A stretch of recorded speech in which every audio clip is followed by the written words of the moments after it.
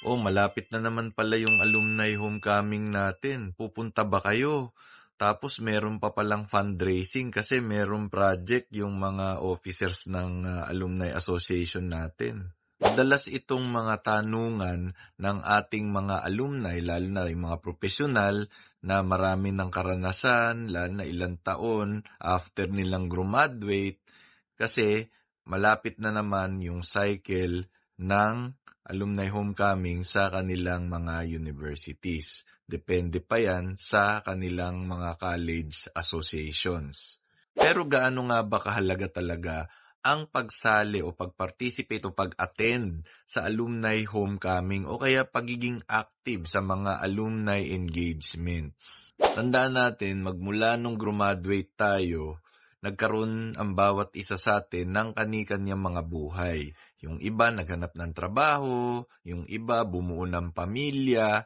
Ngayon, siyempre kahit may kanya-kanya ng mga buhay mga yan, tandaan natin na yung paaralan o yung universidad na kinilala natin pangalawang tahanan, siyempre kailangan balik-balikan din natin yan. Parang sa mga bahay natin. Kahit may mga pamilya na kayo, may mga anak o apo, siyempre babalikan mo pa rin yung tahanan kung saan ka namulat, nagkaroon ng isip, nabuo yung iyong pagkatao. Kaya ganun din, siyempre, babalikan mo rin yung mga kinikilala mong mga kapatid, yung mga kaklase.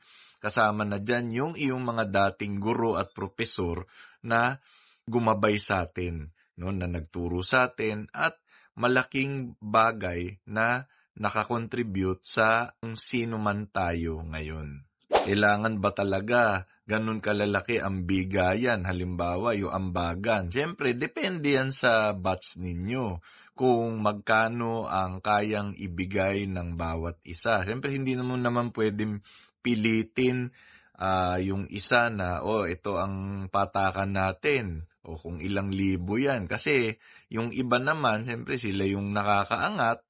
Edi silang sumagot. Yung iba naman kung willing magbigay, 'di ba? Pwede naman din na baka kung interested, kung kaya namang magbigay, kung hindi naman nahihirapan sa kanilang gastusin, 'di ba? Okay lang naman kasi isang araw lang naman ito, no? Kumbaga after a day, back to reality na naman tayo, 'di ba? Kumbaga ang essence talaga nito magkakita-kita, hindi dapat pinoproblema yung yung gastusin. Kasi ang talagang essence ito, magkakilanlan, magkakamustahan, 'di ba? Nasa gano'n kung may mga kailangan ng tulong sa bawat isa, mabigyan din ng karampatang ayuda.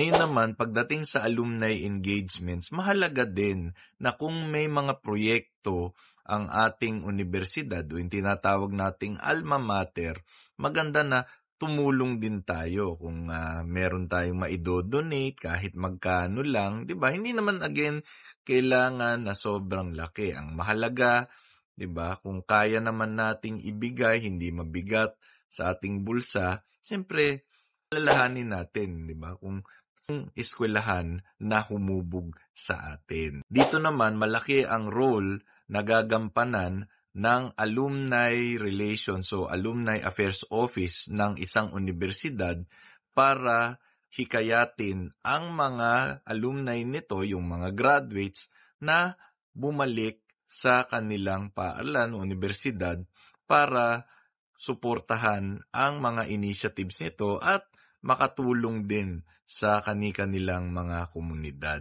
Lalo na ngayon sa panahon ng makabagong teknolohiya gaya ng social media at iba-ibang mga AI, mas madali na nating mapalapit ang ating mga alumni sa ating universidad. Mas marami sa kanila ang maaring bumalik, umuwi sa bansa para dumalaw, para makita gaano na kalaki ang pagbabago ng kanilang alma mater. At dahil dito, mas magiging proud sila na sila ay isang alumni o isang anak na naging profesional dahil sa kanilang paaralan. Tandaan natin lagi na ang taong hindi marunong lumingon sa pinanggalingan ay hindi makarating sa paroroonan. Kaya naway sana ay kung may oras po tayo ay balikan natin ang ating paaralan. Yun lamang po.